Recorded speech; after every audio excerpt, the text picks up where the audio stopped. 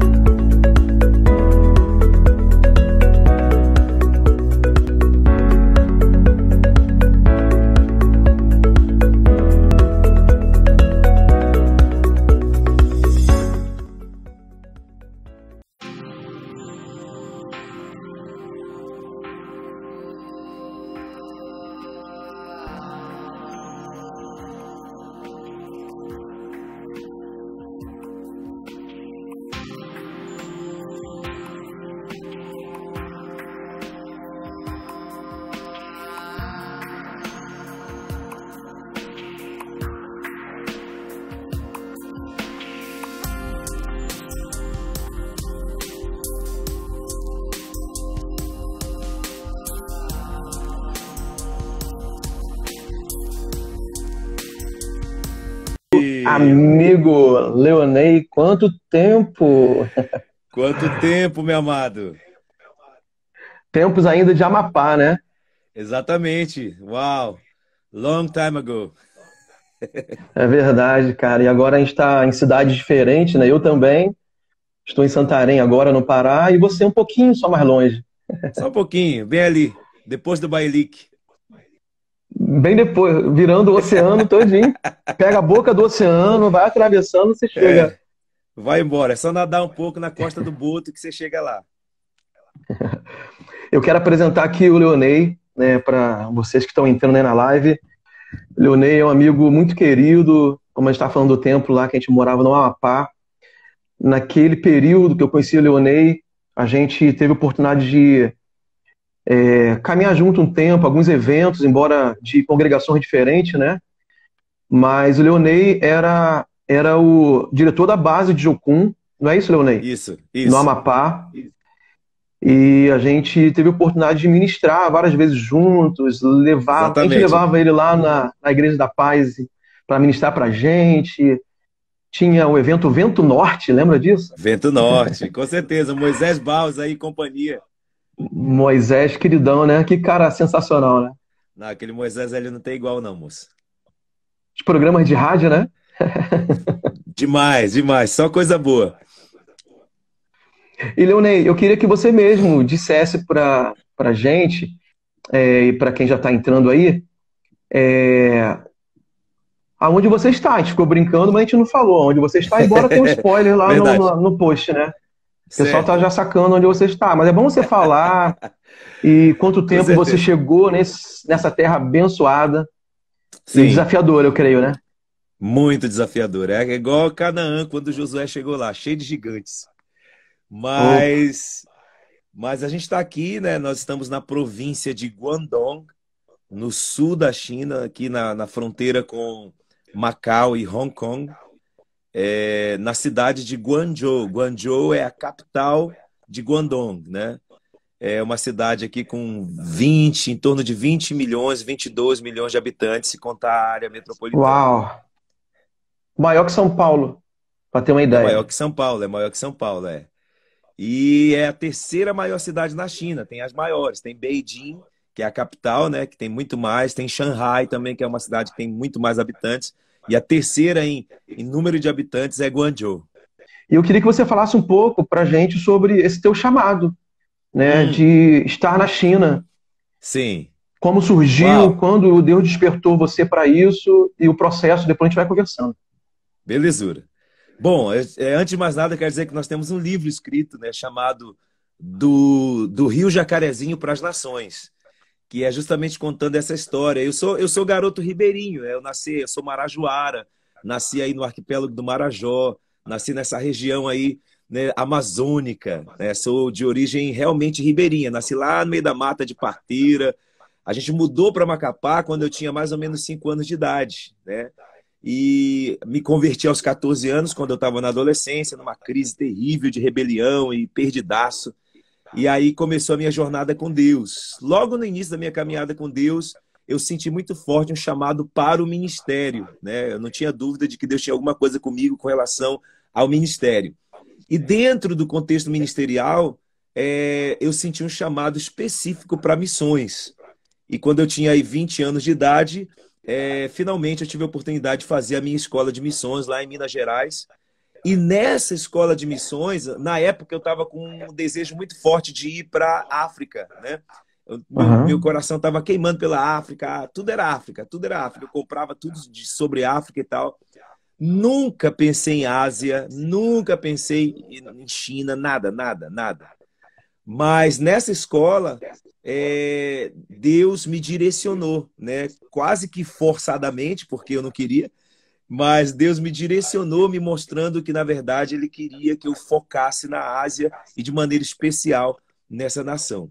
E foi ali, no ano de 2000, que começou o meu relacionamento com a China de forma direta, né? E a gente começou no início só a orar, porque a gente não sabia nem que rumo que ia, né? Como que fazia isso. Um cara que morou o tempo todo no norte, o tempo todo lá, né? Não tinha dinheiro nem para pegar um ônibus do Pacoval para o centro.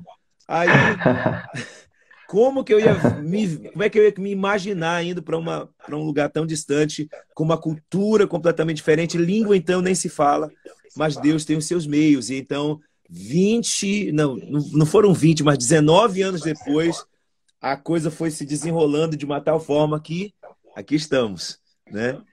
E você chegou depois. Quando com a sua família na China? Nós chegamos em agosto de 2019. Final de agosto de 2019 foi quando a gente entrou. Uau, aqui. Cara, a gente tem o mesmo tempo, então, de mudança. Assim, você chegou aí, eu cheguei aqui em agosto de 2019, exatamente. A gente chegou dia 14 de agosto aqui. Fizemos 2 anos. Que legal. Muito perto. Muito pertinho. Mas você saiu do Amapá direto ou você foi para outra nação para ter uma experiência, sei lá? Então, quando Deus... eu estava liderando a base de Macapá, né? E aí fui fazer uma escola lá em Curitiba, chamada Palavra Viva, que é um tempo assim de mergulhar na palavra de Deus e tudo mais. Nesse período, Deus falou com a gente que era hora da gente deixar o Amapá e já caminhar em direção da China. Aí, quando Deus fala essas coisas, a gente pensa, opa, amanhã estou indo para a China, né? Que nada, moço. Aí começou um processo de treinamento, aí a gente foi fazer escola transcultural, escola de estudos bíblicos, né? Escola de liderança, para poder, né, se organizar para vir. Nesse processo, eu recebi a orientação da liderança aqui da China de fazer o inglês, né? Porque o inglês é uma ferramenta extremamente poderosa, importante para o obreiro transcultural. Só que aí o nosso plano era ir para a África do Sul, por causa do custo, que é mais baixo, né? E tal. Só que Deus disse, não, vocês vão para os Estados Unidos. Meu pai, quando Deus falou isso, rapaz, quase que eu choro. Mas não foi de alegria, não, foi de desespero. Porque a nossa condição humana, né, de sustento, de tudo mais, você conhece a realidade do campo, né? Nós fazemos parte de uma estrutura onde você levanta seu próprio sustento. Então, eu falei, gente, como que eu vou para os Estados Unidos, meu pai do céu? Na época o dólar estava tipo 5 por 1, 4 por 1, 6 por 1. Aí eu, fala-me Jesus Cristo. Mas Deus falou. E Deus abriu o caminho assim de uma forma sobrenatural. Teria que fazer uma outra live só para contar os detalhes desses milagres que Deus fez. E aí a gente foi, né, conseguimos o visto de forma assim extraordinária. Conseguimos as passagens de forma extraordinária. E fomos, então, para Richmond, na Virgínia, né? Lá perto ali de Washington. Fica 2 horas de Washington, Richmond. E a gente foi para estudar o inglês. Ficamos 3 anos nos Estados Unidos estudando inglês. E de lá, então, nós viemos para cá. E, Leonei, assim, a gente tem poucas informações sobre o país, a China. Sim, sim. Acho que por causa não só da distância, mas por causa do regime, talvez, né? Sim, e, de fato, assim, a gente que ideologicamente tem alguns conceitos, acaba a gente ouvindo informações talvez só de um lado. Sim. E nada melhor que uma pessoa que está aí dentro para nos dizer qual é a condição que você, com a sua família e os demais imigrantes vivem no país e principalmente a questão missionária das igrejas, do evangelho. Você pode falar alguma coisa sobre isso? Então, eu posso falar assim de forma generalizada, né? Mas dá para passar um pouco da realidade. Vocês devem conhecer a Missões Portas Abertas, que é uma organização que trabalha apoiando a igreja perseguida no mundo inteiro. E essa missão ela tem uma lista, aquela lista dos 50 países com maior índice de perseguição. Quando nós estávamos no Brasil preparando para vir, já no processo de vinda, a China ela estava em 38º lugar. Na lista de 50, ela estava em 38º lugar. Ou seja, ela estava vivendo um tempo até bom em relação à questão de abertura, de oportunidades de estar servindo aqui. Quando nós fomos para os Estados Unidos estudar o inglês, depois de 2 anos, nós fomos rever essa lista. E essa lista agora, a China estava em 27º lugar. Ou seja, ela subiu do 38º para o 27º. E na lista, a lista da Portas Abertas é assim, é do país com maior índice de perseguição para o menos índice de perseguição. Então ela subiu 10 pontos quase em termos de aumento na perseguição. E aí viemos para cá. 2 anos aqui, a gente foi rever a lista novamente. Se vocês, inclusive, entrarem no site do Portas Abertas e checarem, vocês vão ver que a China agora está entre os 20 primeiros. Ela está em 18º lugar em relação à perseguição. O que é que significa isso? Significa que de 4 anos para cá, a China cresceu em termos de perseguição, em termos de limitação ao evangelho, assim, 20 pontos. Entendeu? 20 pontos. O que significa que hoje está muito mais difícil, está muito mais fechado, está muito mais limitado o processo. Em termos de desenvolvimento, eu não vou mentir para você. O país, assim, cresce da noite para o dia. É impressionante. Principalmente nas grandes cidades. Né? É impressionante assim, a forma com que a cidade desenvolve. Né? Tem uma das melhores, né, estruturas que eu já vi. Eu pensava que eu ia chegar aqui na China, igual como a gente vê nas fotos e vídeos e tudo mais, encontrar aquele negócio esbagaçado e tudo sujo, lixo para todo lado. Aquele chinês com aquele chapéu de triângulo na canoinha. Exatamente, lutando Kung Fu pela rua fora, entendeu? Mas é totalmente diferente. Você vê cidades, sabe, desenvolvidas, com tecnologia avançada, entendeu? Lógico, como é um país gigante, tem os seus problemas como qualquer outro país. Mas porque o governo ele usa 2 sistemas ao mesmo tempo. Ele usa o sistema de governo socialista, mas ele usa o sistema econômico capitalista. Né? Economicamente está muito desenvolvido, né? Exatamente. Domina o mundo hoje, né? Economicamente, hoje a China domina o mundo. O comércio mundial depende muito. E a gente viu isso nesse tempo de pandemia, como os insumos médicos dependiam totalmente das indústrias chinesas. Exatamente. E tudo, né? Exatamente. Na verdade, tudo. Porque é fábrica. Moça, aqui tem fábrica para tudo, tem fábrica para tudo. Você acha tudo aqui nessa China. Tem um programinha chamado Taobao, tem outro programinha chamado Pinduoduo, que são aplicativos. Meu amigo, você pode digitar qualquer coisa lá, entendeu? Que você vai encontrar, porque eles produzem. Eles não têm muita habilidade em criar coisas novas, mas eles copiam e desenvolvem aquilo que eles copiam. Entendeu? Sim. Então, essa é uma característica. Então, assim, com relação à parte social e desenvolvimento, economia e tudo mais, a China tem caminhado aí com projetos e visões para o futuro. Com relação à questão espiritual, com relação à questão da igreja em si, então, sim, nós temos, assim como cresce a economia, assim como cresce o poder da China em termos de economia mundial, domínio da economia mundial, também, como você viu, em 4 anos, cresce a limitação, cresce a perseguição. Agora, por exemplo, é proibido baixar Bíblia. Nos aplicativos chineses não tem como você baixar a Bíblia. Não tem aplicativo de Bíblia.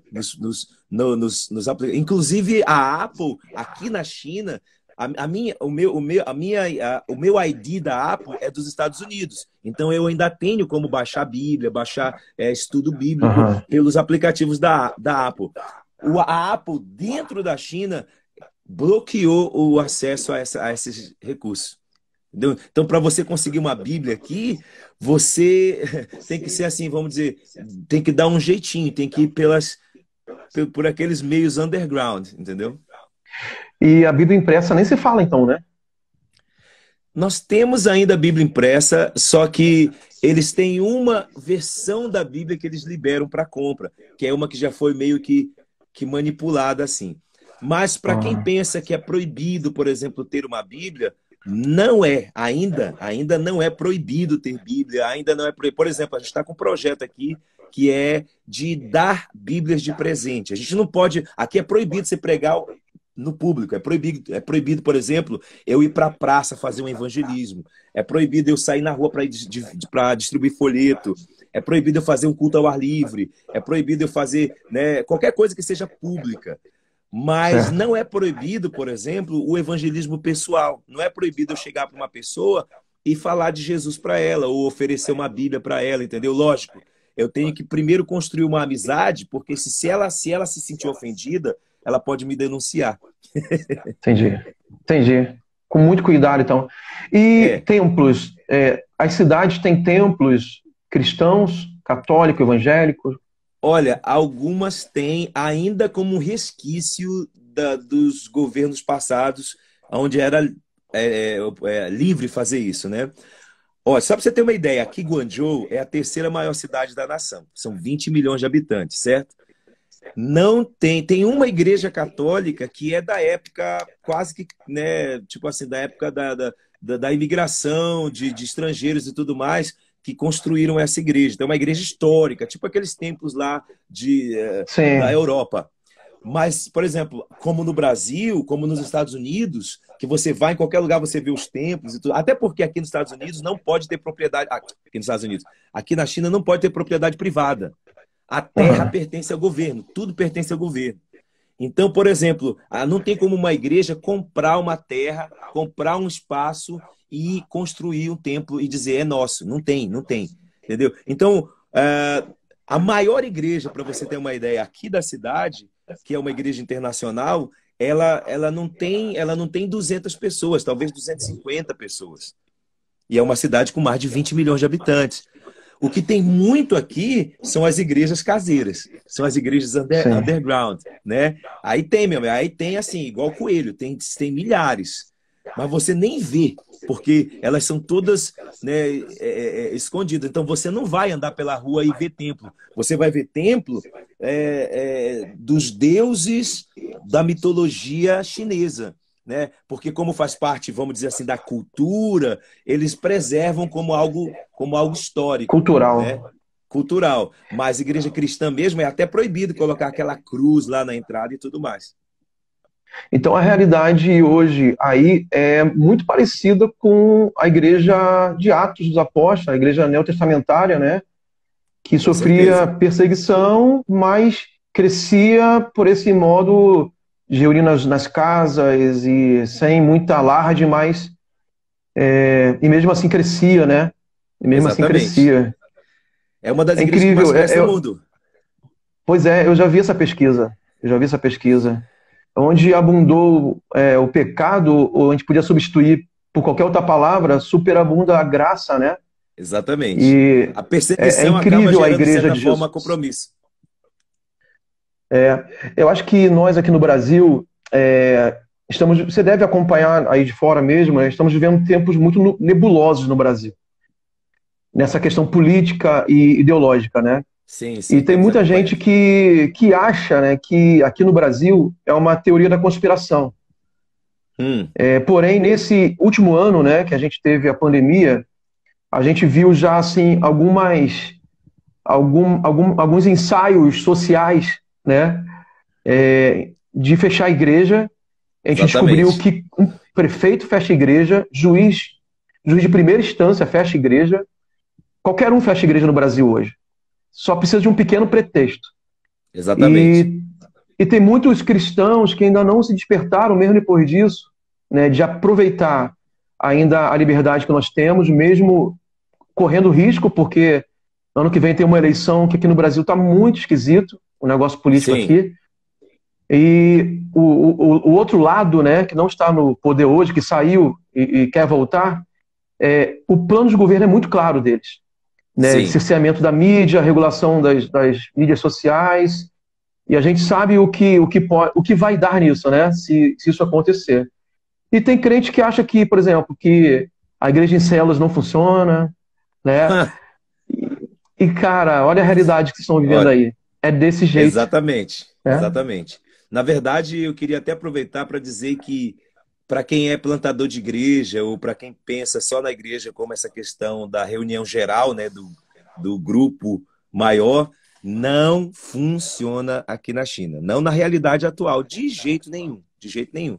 Hoje, o que funciona aqui são as igrejas nos lares, são as igrejas caseiras, são as células, são os grupos pequenos, né? Chame você como quiser chamar. É como funciona aqui, né?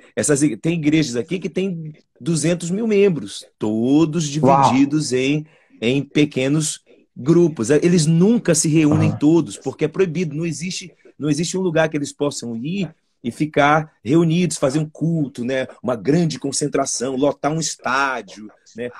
Até a própria festa da multiplicação não dá para acontecer aqui. Eles têm que fazer lá no. Eles têm que fazer uma festa da multiplicação local. Dentro de casa. Dentro de Dentro de casa. casa, não pode nem soltar o foguete. Então, assim, a não ser que eles marquem a multiplicação para a época do Ano Novo Chinês, porque aí pode estourar foguete nessa época. É verdade, se mistura no meio da festa e Aí solta os vai fogos. junto, vai junto. Então, é uma outra completa. Então, se a pessoa não tem.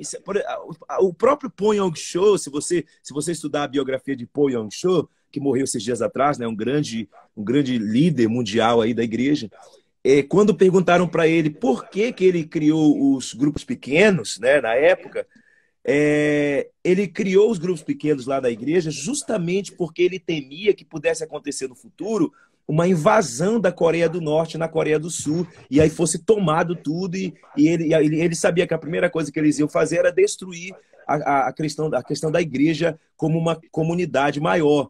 Então, os pequenos grupos eram uma estratégia que Deus deu a ele, que caso isso viesse a acontecer também, essa igreja não se acabaria, porque os crentes estariam treinados, preparados para continuar a vida deles com Deus nos pequenos grupos, né? Mesmo sem a questão da igreja templo, do modelo maior, né?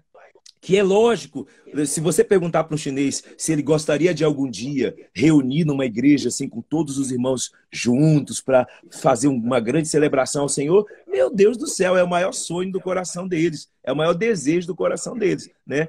Eles nem sabem, quando eu pergunto para eles se acredita que um dia isso pode acontecer, eles olham assim e falam assim, quem sabe no céu, né? Uau, eles não têm sequer uma expectativa de que algum dia isso vai ser possível acontecer aqui, por causa da realidade da nação, Sim. entendeu? Então, Agora eu fico imaginando, você falou de uma igreja que é organizada em grupos pequenos, né?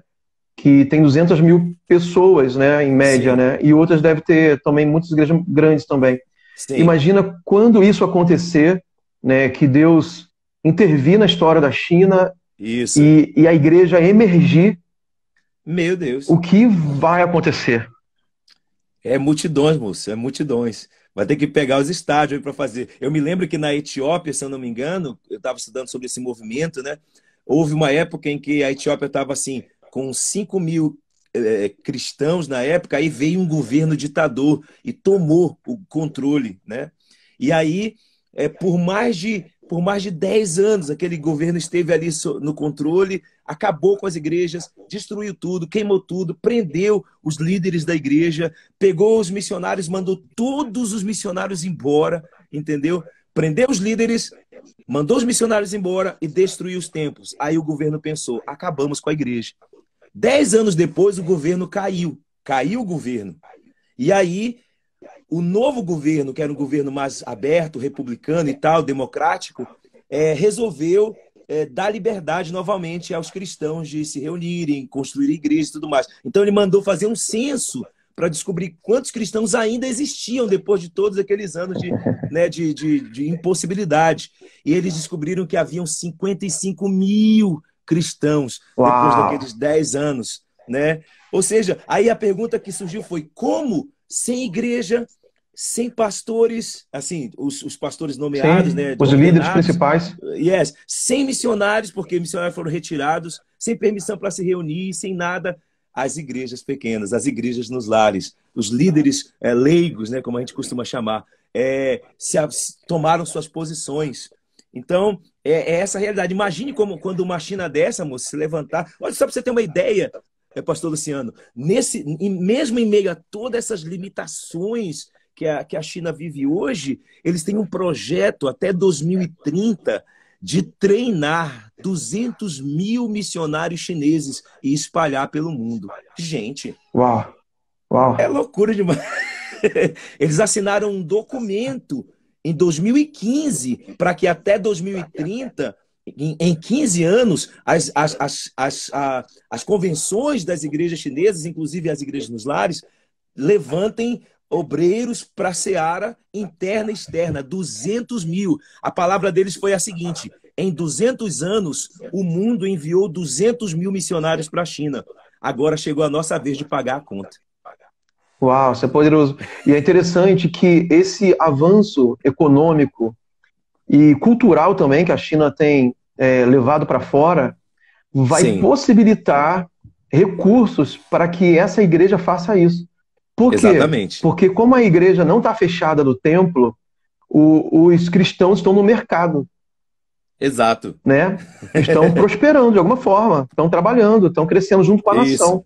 Então, Isso mesmo. o próprio sistema, né, chinês está possibilitando, de alguma forma, que isso aconteça. Isso. Porque a gente percebe que onde há muita liberdade religiosa, se você falou isso, né, há uma acomodação.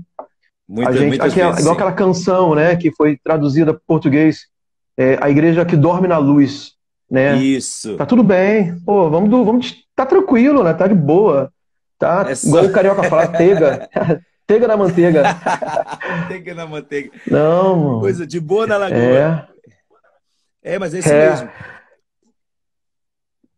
Isso é incrível porque, assim como a nação chinesa tá exportando tantas coisas e criando um certo domínio mundial, a gente sabe que isso está acontecendo. Na tecnologia, na indústria, no comércio, em tudo, né? Sim, sim. Até ideologicamente, politicamente, tem muita coisa que a China influencia o mundo inteiro hoje. Sim, mas também vai influenciar para esse projeto que é lá do alto. Isso, com certeza. Só para você ter uma ideia, eu vejo assim como nos tempos de Paulo, né? Quando a gente vai analisar, por exemplo, a igreja primitiva, você vê que Paulo, quando ele saía, né, nas viagens missionárias, ele não saía assim, tipo, sem rumo, vou pregar o evangelho, então eu vou para qualquer lugar. Não, ele tinha um plano, ele tinha um projeto. E o alvo de Paulo eram sempre as cidades chaves ali do Império Romano, né? Verdade. Principalmente as cidades que haviam sido helenizadas pela cultura grega. Por quê? Porque o grego se tornou o inglês de hoje, né? Tipo, o grego era a língua falada pelo povão. Então, era Roma aderiu culturalmente à influência da Grécia, né? Da Grécia, exatamente. Por isso que era chamado Império Greco-Romano. Por causa disso, isso. né? Era o poderio romano, o governo romano, mas a cultura, e vamos dizer assim, até a própria questão da filosofia grega que influenciou muito o Império Romano. E aí Paulo ele usa esses veículos, né? As estradas, nessa época, por exemplo, o que é que facilitou o evangelho nessa época? A língua.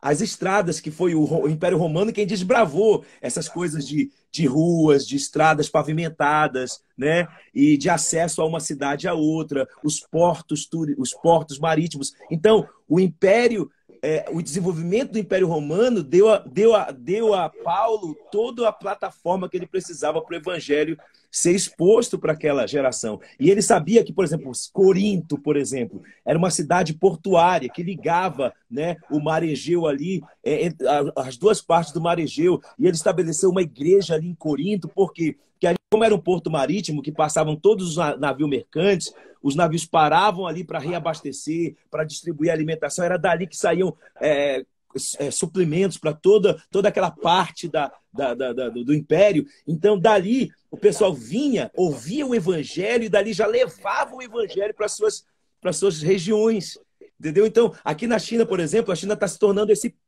porto mundial, esse local assim global, né? Uma nação globalizada, com sistema de comunicação, com sistema de transporte, a língua. A China, 70 anos atrás, era dividida em várias línguas. A gente de fora pensa, é os chineses que falam chinês. Meu irmão, tem 300 mil línguas diferentes aqui nessa China, moço. Cada local, cada vila fala uma língua diferente. Só que em 70 anos, o governo implementou uma campanha deles falarem uma única língua, que é o mandarim. Então, o mandarim, hoje, é a língua obrigatória nas escolas. Então, se você aprende o mandarim, você tem condições de compartilhar o evangelho em qualquer lugar da nação. Uau! Como é que está o seu processo aí de aprendizado no mandarim? 我的中文不太好，我每天学习汉语，所以汉语非常好。Traduz agora, pelo amor de Deus.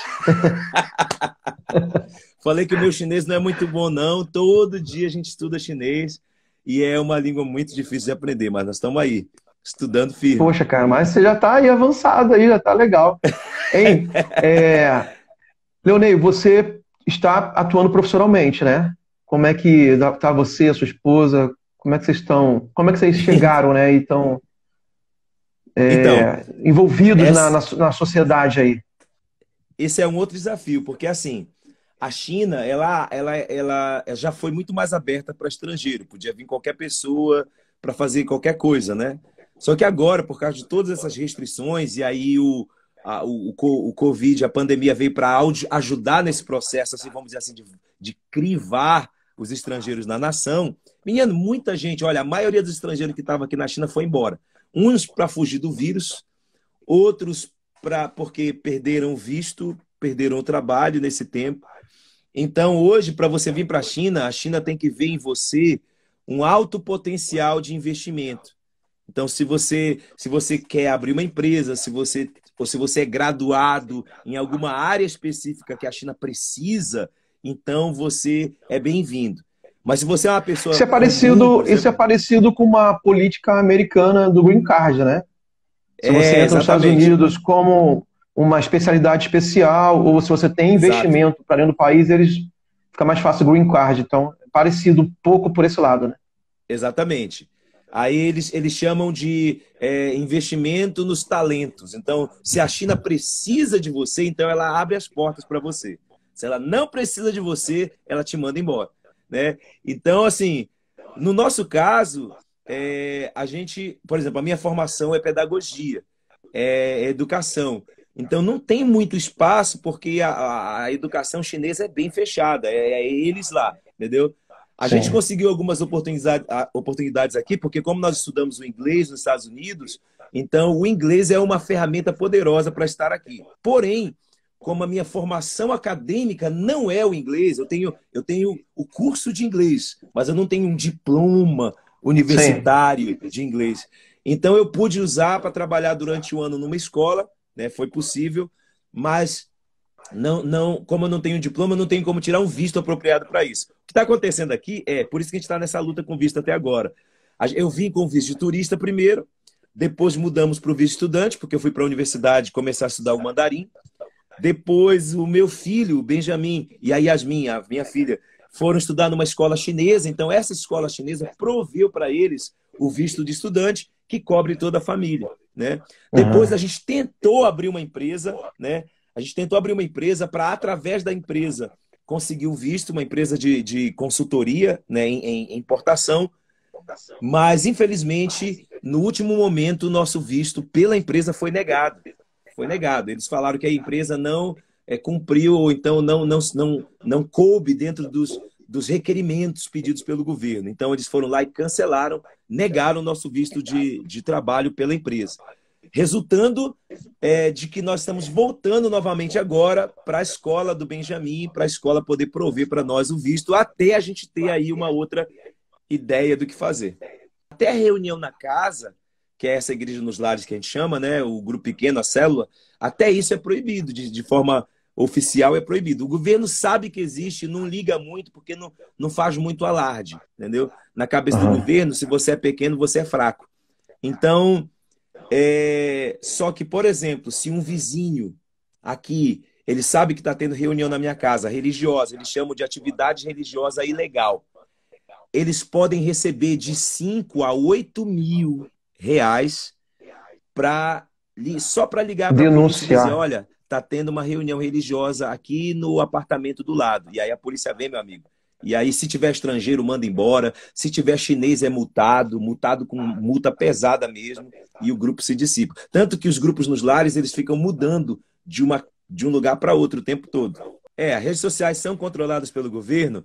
Então, esse aqui é um outro detalhe. Olha só, eu só estou conseguindo falar com vocês aqui porque eu tenho um suporte técnico chamado VPN, né?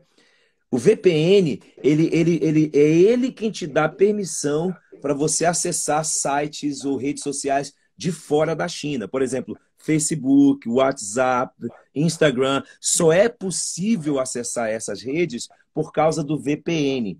Só que o VPN não é legalizado na China, então é ilegal usar VPN. Ou seja, o chinês ele não tem acesso a redes sociais de fora da China. Ele não tem acesso. Quando você vai lá na internet e você digita alguma coisa, ele vai te jogar para sites internos, não para sites externos. Ele te bloqueia completamente.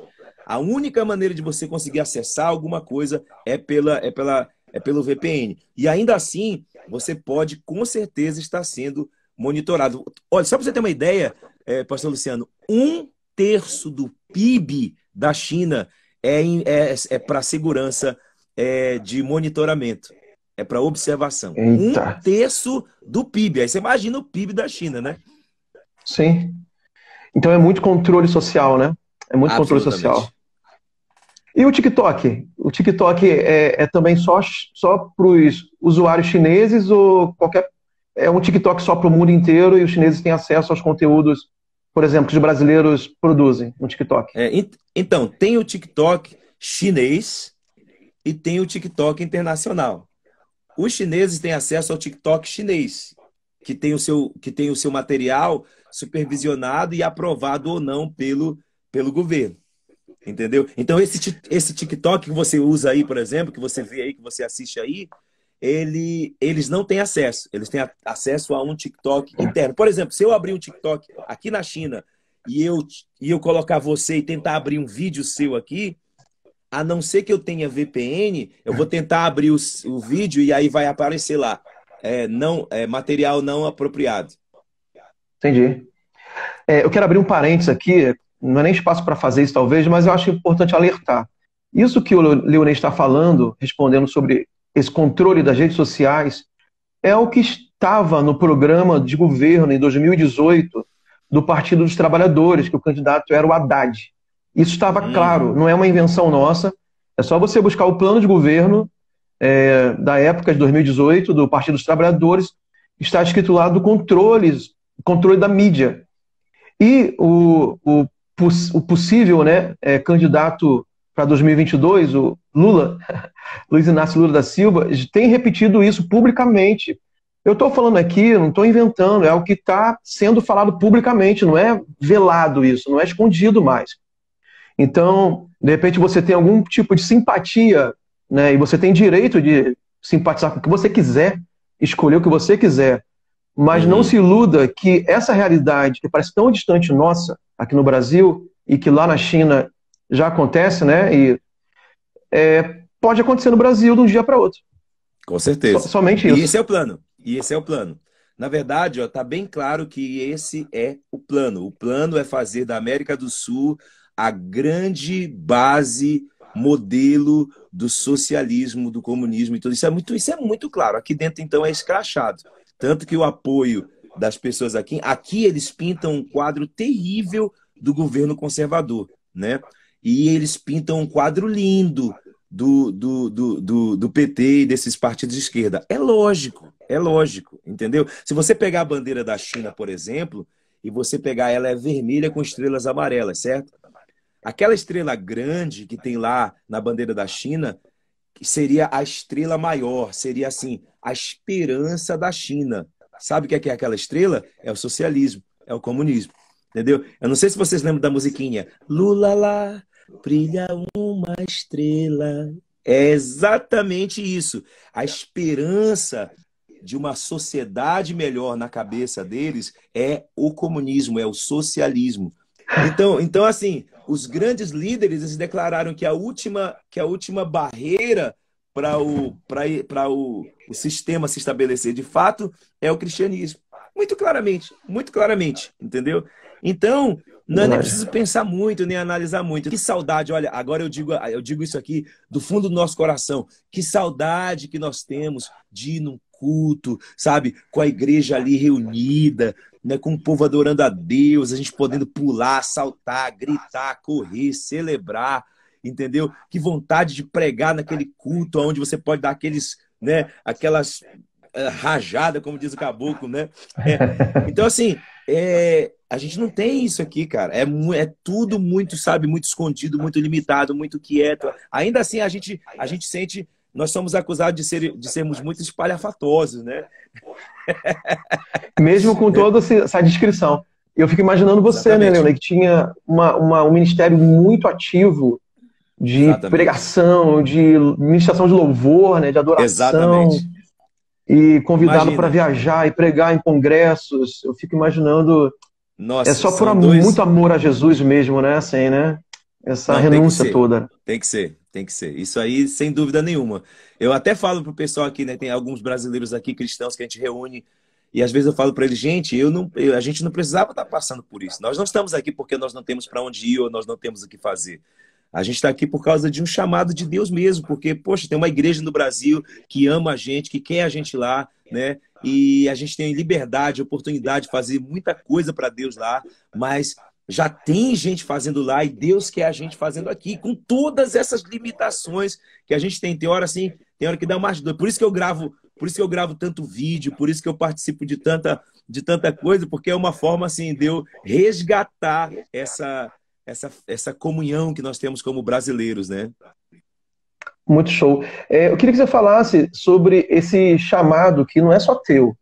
Você Sim, foi para ir casado e com filhos. isso. Como é que é esse chamado familiar para a tua família, justamente contigo, aceitar o desafio Sim, de mudança cultural, de sim, se sim, limitar a tantas coisas que no Brasil possivelmente eram mais fáceis para vocês? com certeza. E me fala sobre é, como é esse trabalho de, não é convencimento, né, a palavra certa, mas de adesão, sei lá, de Sim, engajamento sim, familiar para um sim, chamado sim. que não é só teu, é da tua família, né? Da família, sim. Olha, eu acredito que tudo começa no início, né? O pastor Cote, o Marcos Souza Borges, lá, ele tem um livro que é A Face Oculta do Amor, e Aham. ele Eu já usa li uma esse frase livro, interessante. Você já viu? maravilhoso. Interessante. Já li, E já ele li. tem um momento que ele diz assim, que ele fala sobre o namoro. Não sei se você lembra que tem um capítulo que ele vai falar sobre a questão do namoro como a base. Ele falou que o divórcio começa no namoro, né? É, por quê? Porque o namoro é a base, é o fundamento. Então, uma das coisas que eu orava antes de casar, quando eu descobri que Deus tinha um chamado para mim, antes de eu casar. Então, a minha oração é que Deus me desse uma esposa que não apenas viesse comigo para o meu chamado, mas uma esposa que tivesse um chamado ela mesma para missões, né? E aí, Deus me deu essa maranhense, né? Violenta aqui, né? Que é pau para toda Arretada. obra. Eita, mina, é aquela que amola a peixeira na beira do asfalto. Então, assim, então, uma coisa que eu sempre ensinei em casa, e é o que eu acredito, tem gente que pensa diferente, é que o chamado não é de uma pessoa exclusivamente. Entendeu? Por exemplo, o chamado é meu, não é da minha esposa. O chamado é meu, não é dos meus filhos. Eu não penso assim. Eu penso justamente o contrário. Se o chamado é meu, também é da minha esposa. Se o chamado é meu, também é dos meus filhos.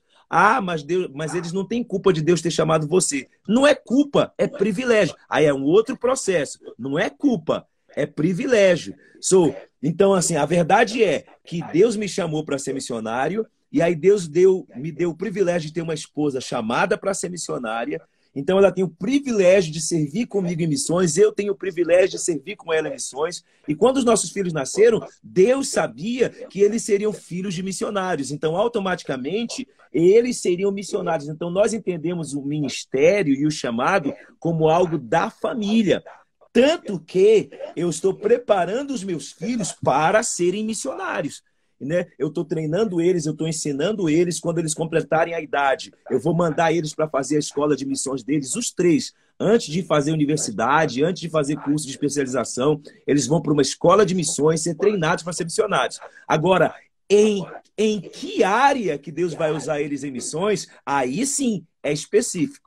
Talvez Deus vai usar um como médico, talvez Deus vai usar o outro como professor, talvez Deus vai usar o outro como pastor, não importa. Agora, eu quero que eles entendam que, seja qual for a especialização deles, é parte do chamado deles. Porque o que é que eu quero formar na mentalidade deles? Uma mentalidade missional. Então, o meu desejo a longo prazo, mesmo depois que eu morra, é que depois de mim, a primeira, a segunda, a terceira, a quarta, a quinta, a sexta, a 10ª geração de missionários a partir do Siriaco, entendeu?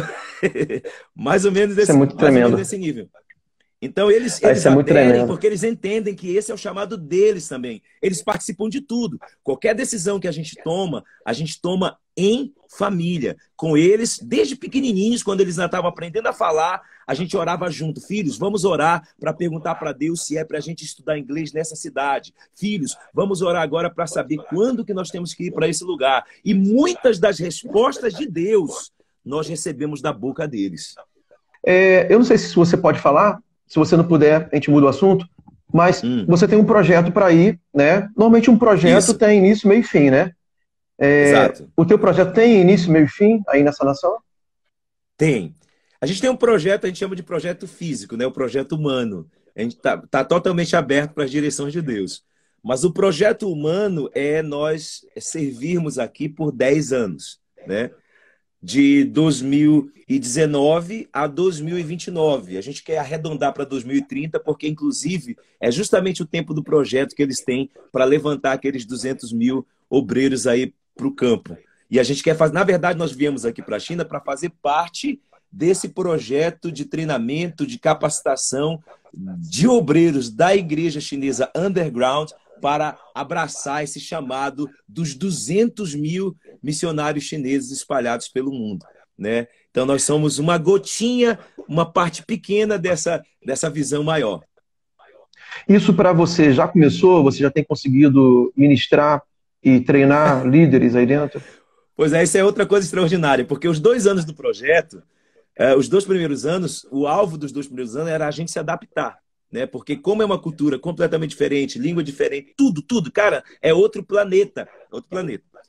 Então, o nosso plano nos primeiros 2 anos era ficar aqui, né, estudar a língua, se adaptar à cultura, ao clima, toda essa parte aí cultural, cross-cultural, né?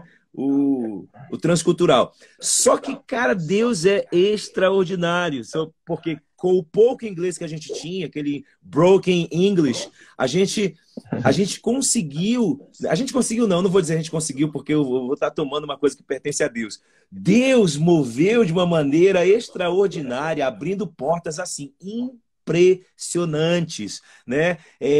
Sobrenaturais. Hoje, 2 anos depois da nossa chegada, a gente já conseguiu realizar uma escola de implantação de igrejas em 8 meses. A gente está rodando agora uma escola de treinamento discipulado, uma escola ministerial, né? A Envia, a Escola Noturna Vida Abundante. A gente faz... Menino, a nossa agenda é cheíssima, porque a gente dá apoio na igreja brasileira, que também é uma igreja underground, porque é uma igreja no lar. Nós damos apoio à igreja internacional, né, que é a GICF, Guangzhou International Christian Fellowship, que é uma igreja internacional. Essa que você falou, essa que você citou. Isso, a GICF. Okay. Então, a gente ajuda essa igreja de várias maneiras, em vários ministérios. São mais de 50 nações representadas lá. E, principalmente, de forma muito mais compenetrada, a igreja underground chinesa, que é onde a gente gasta, assim, 90% do nosso trabalho. Então a gente ministra de manhã, a gente ministra à tarde, a gente ministra à noite, mesmo com todas essas limitações. Então hoje a gente já tem pessoas que já foram treinadas em implantação de igrejas, a gente está concluindo um curso agora no final de novembro, sabe, de treinamento, de discipulado, de mentoreamento, enfim, são assim inúmeras coisas que a gente não esperava que acontecesse nesses primeiros 2 anos. A gente esperava que isso acontecesse talvez lá pelo 4º, 5º ano, entendeu? Mas assim, Deus assim surpreendeu a gente nesse tempo aqui. Amém, cara. Essa conversa contigo nos enche assim de ânimo, assim, é impressionante, assim, faz nosso coração queimar, porque, como foi comentado aí, a gente ainda tem muita liberdade no Brasil. E Exatamente. às vezes a gente acha, né, que a gente trabalha muito, que é muita coisa, a igreja, que a gente se dedica demais, que é exagero até. E a gente tem que remir o tempo. Eu penso que é tempo da gente avançar, né, Sim, avançar em todos os aspectos, exatamente. apoiar vocês que estão aí de alguma forma, né, não somente em oração, né, mas eu quero até te perguntar isso, como que a gente pode ajudar vocês que estão aí se dedicando Sim. a essa causa maior e você já falou de tanta dificuldade, mas tem muita coisa boa acontecendo. Uau, Ixi, você falou de demais. muita coisa boa, né? A graça, mais uma vez, né, sobrepujando as dificuldades, né? Absolutamente, E absolutamente. não tem como, a Igreja de Jesus, ela é imparável. Ao longo da história está provado e agora continua Exatamente, sendo. Mas exatamente. como a gente pode... Quais são as maiores necessidades que vocês e outros, como a sua família, estão aí de outras nações, Sim. têm e que nós que estamos aqui poderíamos ajudar? Então, eu sempre digo, é até engraçado falar disso, porque as pessoas pensam assim, missionário precisa de dinheiro, né? Na verdade, missionário não precisa de dinheiro. Missionário precisa de comida, de roupa, né? O dinheiro é o que faz a gente conseguir essas coisas. Então, assim, para a gente poder estar fazendo o que nós estamos fazendo, a gente precisa de uma equipe de retaguarda que suporte a gente, né? Aquele famoso segurar a corda, né? O missionário é o que desce no fundo do poço para resgatar e a igreja é aquela que segura a corda, orando, contribuindo. Então, só para você ter uma ideia, aqui na China, principalmente nas cidades grandes, o custo de vida é muito alto, né? É um custo de vida alto. Quando nós fizemos a nossa planilha para vir para cá, colocando os valores mínimos de alimentação, de aluguel, de estudo da língua e tudo mais, a gente chegou a um número de US$ 3.000 mensais. Que seriam uns 15 mil reais, né, cara? Seriam uns 15 Pro mil real, reais. né? Desse valor, a gente já tem aí em torno de 2.000 que entram assim, consistentemente. Ou seja, fica uma brecha aí de US$ 1.000 que fica acontecendo assim, fica acontecendo uns milagres atrás do outros para ir fechando isso aí. Leonei, muito obrigado, cara. Deus Prazer, pastorzão. abençoe você, sua casa aí, sua família, seus projetos. Continue guardando e abrindo as portas da pregação do Evangelho, Em nome de né? Jesus. Que tenha uma graça sobrenatural para esses desafios, né? Para cada desafio tem uma graça específica, né? E É uma isso mesmo. unção dedicada, né? Eu creio nisso. E a gente vai editar esse vídeo, né? E eu posso divulgar a tua rede social para que, se as pessoas Pode, quiserem te procurar e saber pode como sim, com podem certeza. enviar alguma contribuição ou firmar um compromisso Sim, contigo, sim. segue o Leonei e manda direct para ele, vocês que estão aqui ao vivo. E na edição do vídeo que vai para a TV, eu vou colocar, com certeza, o endereço dele nas redes sociais para vocês procurarem também e fazerem parte desse projeto ousado de pregação do Evangelho pelas nações. Amém, em nome de Jesus. Inclusive, agora eu tenho uma Deixa uma desculpa última para ir em palavra para Santarém, né? gente, Leonei. Oi, diga aí, o que é? Não, estou dizendo que agora eu tenho uma desculpa para ir aí em Santarém. Quando eu for no Brasil visitar o Amapá aí, vou dar uma Poxa, carreira lá em cara, Santarém. você vai ter que vir aqui, cara. Quando você vier no Brasil, nos avise para a gente te trazer aqui. Vai ser um grande Nossa, vai ser privilégio. uma honra. E, poxa, cara, e aqui a nossa igreja, a Paz, né, ela nasceu em missões, né, por missões. Isso, E se dedica exatamente. muito em missões. Então, falar contigo realmente nos anima muito, deixa muito animado a continuar Amém. fazendo isso. Glória a Deus. É isso Leonei, mesmo. termina, deixa uma palavra final aí para a gente finalizar o programa e a live também. Certo. Bom, gente, minha palavra final, antes de mais nada, eu quero agradecer muito a Deus pela vida do pastor Luciano, esse amigo querido. Tivemos a oportunidade de nos conhecer no Amapá. Agradecer a todos aqueles que têm sido bênção na nossa vida de várias formas, né? Eu sempre falo que missões não se faz sozinho. Deus nunca intentou ou nunca planejou que missões fosse feitas sozinho. Tanto que a missão é dele e ele convida a gente para fazer missões junto com ele. Então isso mostra a natureza de comunhão da missão, né? Fazer junto é muito mais gostoso, fazer junto é muito mais suportável, né? E eu agradeço a Deus porque não é só recurso, é o apoio, é a palavra, é o abraço, é o sorriso, é o carinho, é o acolhimento, sabe? É o encorajamento. Nossa, quantas vezes palavras de encorajamento foram muito mais preciosas para nós do que um recurso que entrou na conta do banco, porque sabe, o dinheiro não pode comprar amizade, irmandade, comunhão, né? Essas coisas que são realmente preciosas. E missões, querido, é aquilo que William Carey ele falou, né? O pai das missões modernas. Ele começa difícil, se torna impossível e então é realizada, porque é um negócio de Deus, é um negócio sobrenatural. Então eu te encorajo mesmo, principalmente agora, finalizando aqui essa palavra, eu te encorajo a se envolver com o reino de Deus de todas as maneiras possíveis que você puder. Acorde e vá para a cama pensando em como está envolvido no que Deus está fazendo nas nações. Eu sei que hoje só se fala em Covid, em pandemia, em lockdown, né? Ficou até chato essas coisas, né?